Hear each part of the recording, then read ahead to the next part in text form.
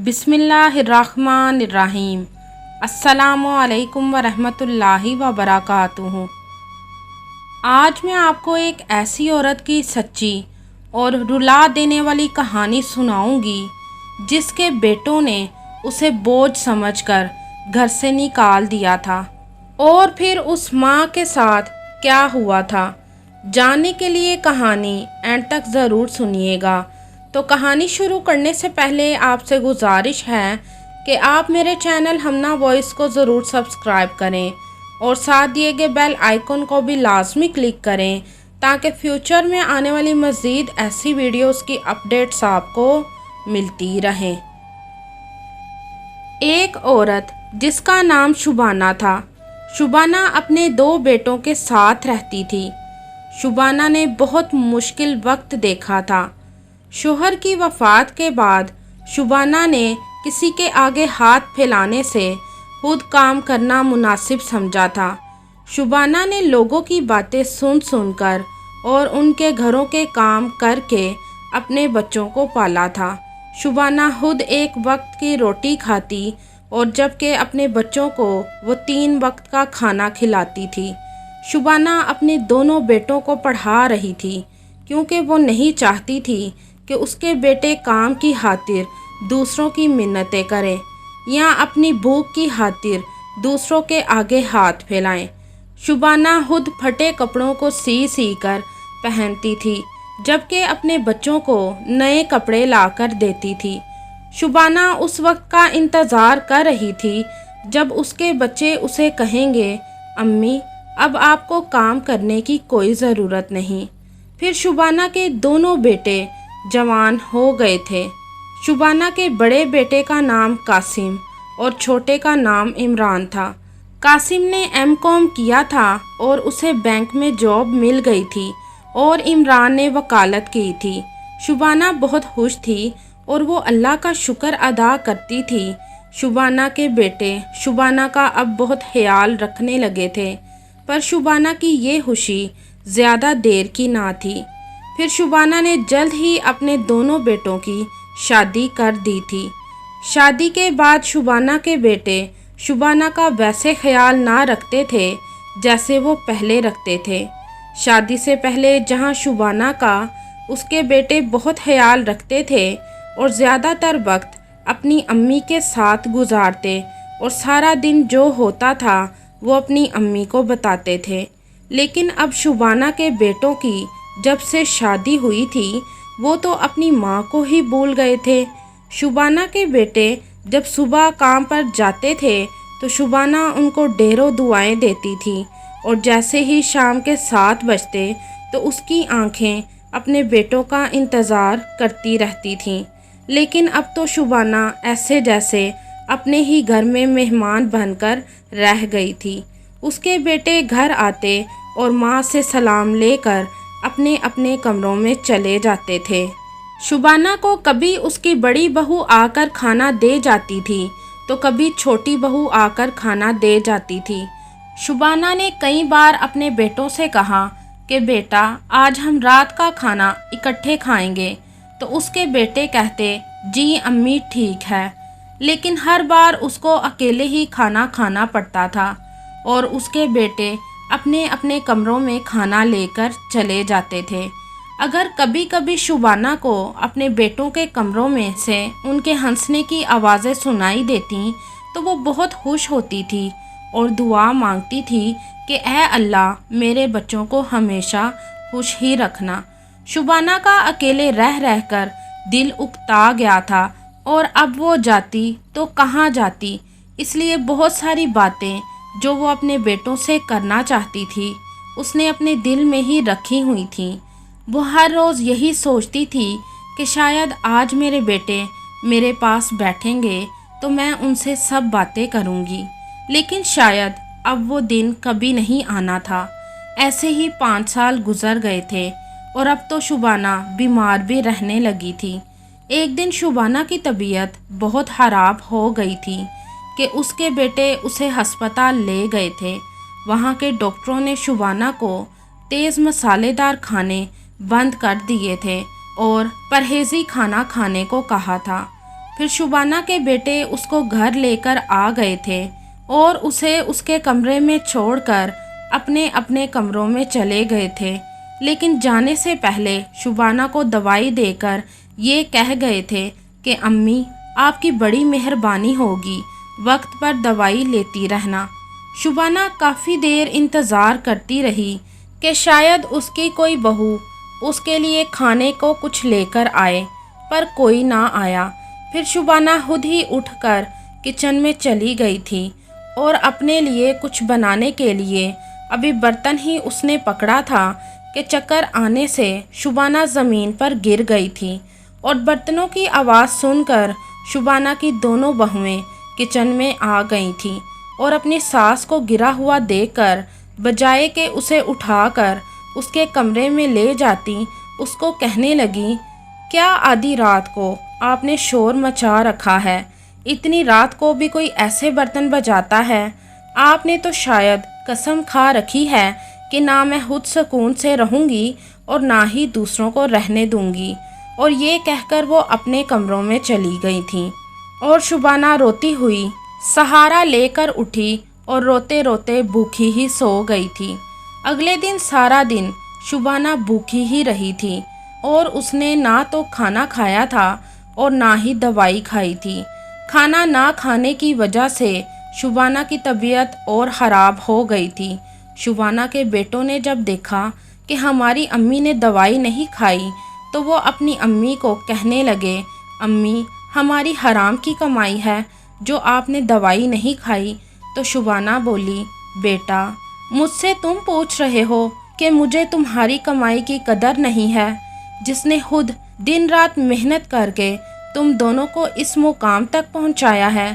بہت دکھ ہوا میرے بچوں تم دونوں کی یہ بات سن کر، بجائے کہ اپنی ماں سے یہ پوچھو، امی کھانا کھایا؟ امی آپ کی طبیعت کیسی ہے؟ تو شبانہ کے بیٹے بولے، کیوں آپ کھانا نہیں کھا رہی؟ تو شبانہ بولی، کیا کھاؤں؟ بولو، مجھے تیز مسالے والے کھانے کھلا کر تمہاری بیویاں اور بیمار کرنا چاہتی ہیں۔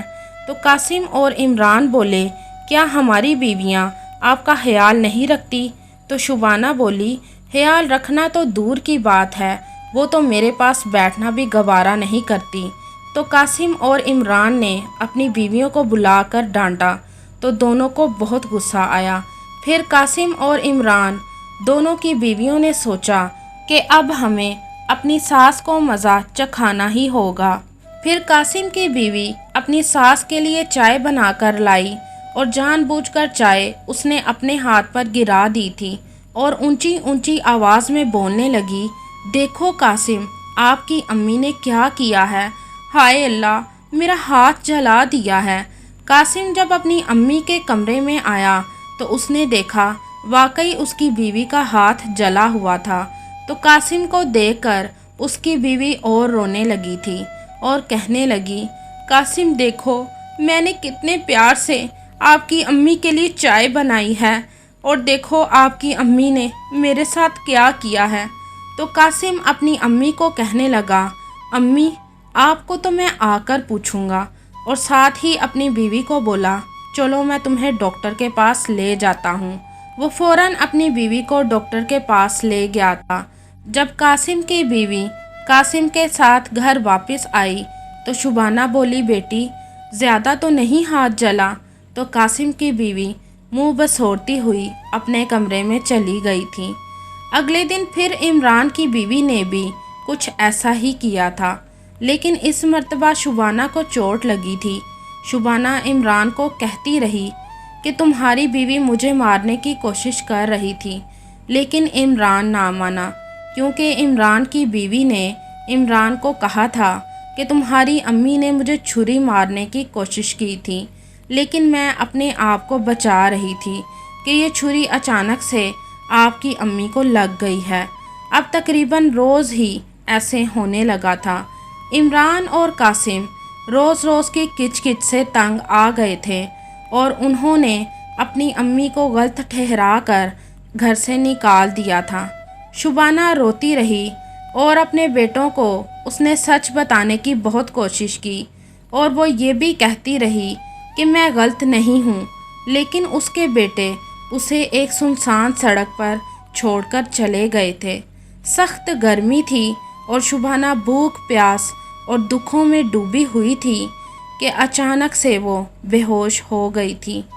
تھوڑی دیر بعد ایک لڑکا جس کا نام احمد تھا وہ شبانہ کو ڈاکٹر کے پاس لے کر گیا۔ جب شبانہ کو ہوش آیا تو احمد نے پوچھا، ماں جی آپ کا گھر کدھر ہے؟ یا آپ کے پاس اگر گھر میں سے کسی کا نمبر ہے تو مجھے دیں، میں انہیں فون کر دیتا ہوں۔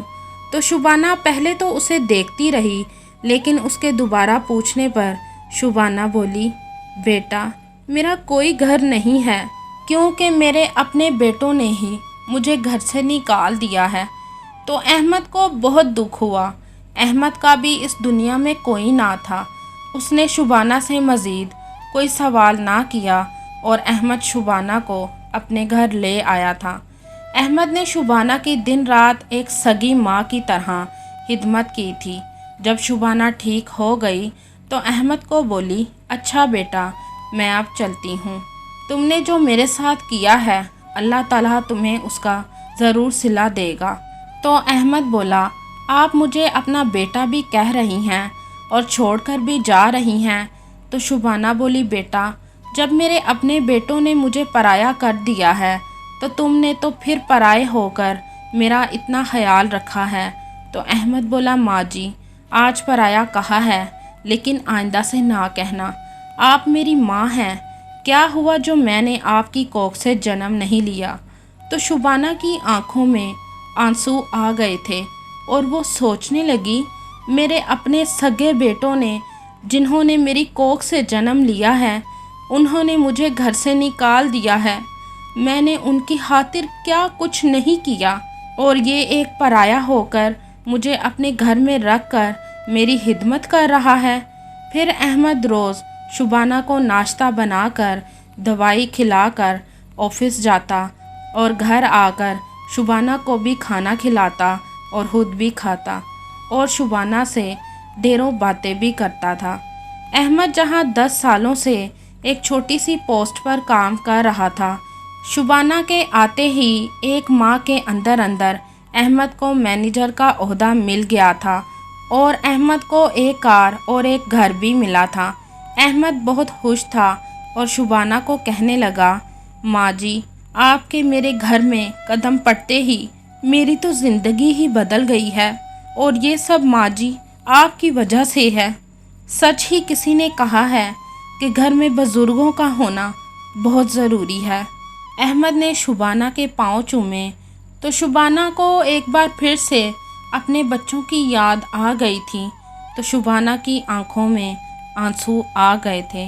اب شبانہ احمد کے لیے دن رات دعائیں مانگتی تھی کہ اے اللہ احمد کو صحت و تندرستی عطا کر اور اسے اس کے ہر قدم پر کامیابی و کامرانی عطا کرنا۔